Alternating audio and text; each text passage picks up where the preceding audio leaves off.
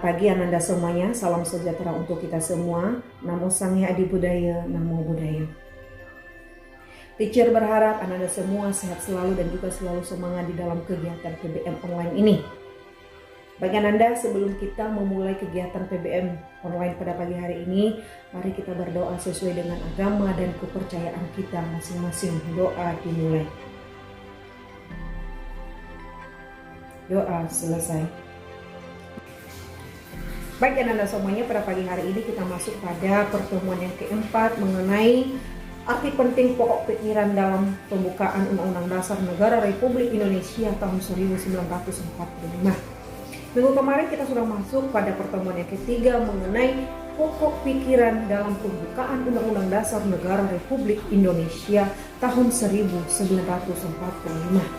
Baik, teacher akan mengulangi sedikit materi minggu kemarin mengenai pokok pikiran pertama di dalam pembukaan Undang-Undang Dasar Negara Republik Indonesia tahun 1945, yaitu mengandung bahwa negara melindungi segenap bangsa Indonesia dan seluruh tumpah darah Indonesia dengan berdasarkan persatuan. Dan yang kedua, atau pokok pikiran yang kedua di dalam pembukaan Undang-Undang Dasar Negara Republik Indonesia tahun 1945 mengatakan negara hendak mewujudkan keadilan sosial bagi seluruh rakyat Indonesia. Dan yang ketiga, atau pokok pikiran yang ketiga di dalam pembukaan Undang-Undang Dasar Negara Republik Indonesia tahun 1945 mengatakan negara yang berkedaulatan rakyat berdasarkan atas kerakyatan dan permusyawaratan perwakilan. Selanjutnya yang keempat, atau pokok pikiran yang keempat di dalam pembukaan Undang-Undang Dasar Negara Republik Indonesia tahun 1945 mengatakan bahwa negara berdasarkan ketuhanan yang Maha Esa, berdasarkan atas kemanusiaan yang adil dan beradab. Itulah keempat pokok pikiran yang terdapat di dalam pembukaan Undang-Undang Dasar Negara Republik Indonesia tahun 1945. Baik Anda semuanya, pada pagi hari ini kita masuk pada pertemuan yang keempat mengenai arti penting pokok pikiran dalam pembukaan Undang-Undang Dasar Negara Republik Indonesia tahun 1945. Tujuan pembelajaran kita pada pertemuan yang keempat ini adalah yang pertama, peserta didik mampu memahami arti penting pokok pikiran dalam pembukaan Undang-Undang Dasar Negara Republik Indonesia tahun 1945. Yang kedua, peserta didik mampu menjelaskan arti penting pokok pikiran dalam pembukaan Undang-Undang Dasar Negara Republik Indonesia tahun 1945. Baik Anda, kita lanjutkan materi kita pada hari ini. Setiap alinea pembukaan Undang-Undang Dasar Negara Republik Indonesia tahun 1945 secara yuridis memiliki makna yang sangat penting. Di dalam alinea pertama, di dalam pembukaan Undang-Undang Dasar Negara Republik Indonesia tahun 1945 itu menunjukkan suatu keteguhan dan tekad bangsa Indonesia untuk menegakkan kemerdekaan dan menentang penjajahan. Makna alinea yang kedua, di dalam pembukaan Undang-Undang Dasar Negara Republik Indonesia tahun 1945 itu menunjukkan suatu kebanggaan, penghargaan atas perjuangan bangsa Indonesia selama merebut kemerdekaan Indonesia.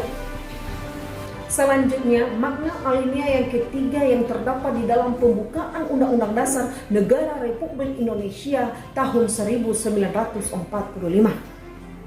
Itu menunjukkan bahwa kemerdekaan yang dicapai oleh bangsa Indonesia adalah atas rahmat Allah yang Maha Kuasa.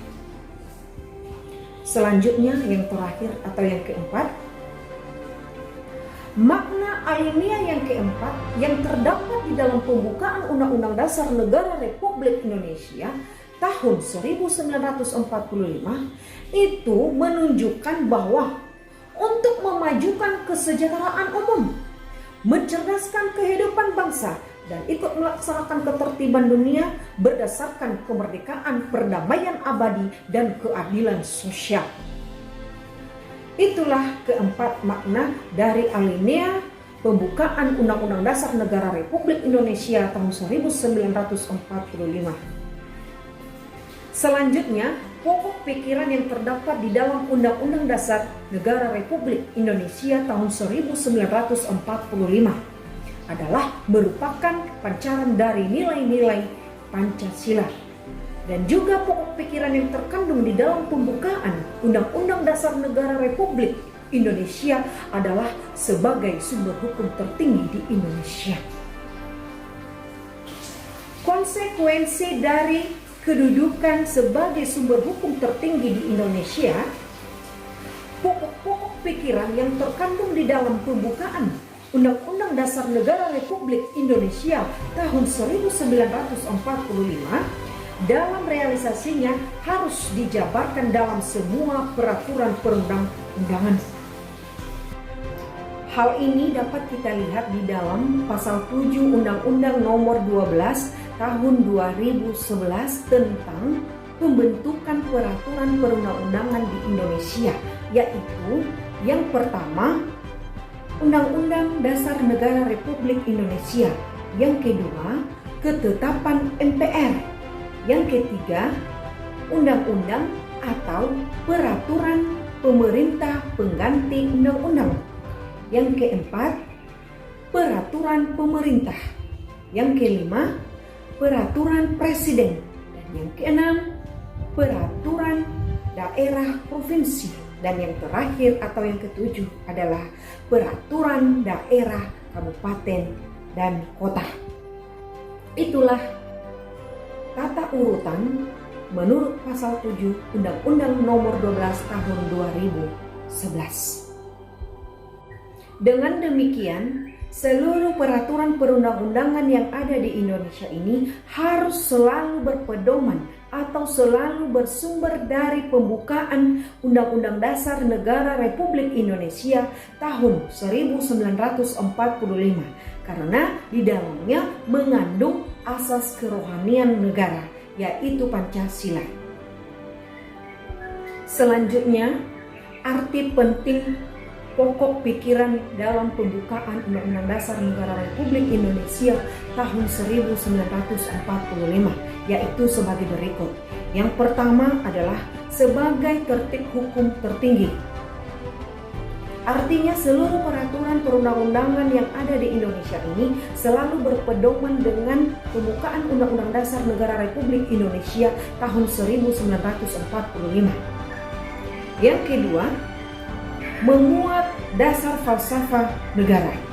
Artinya bahwa pembukaan Undang-Undang Dasar Negara Republik Indonesia tahun 1945 merupakan falsafah dasar negara.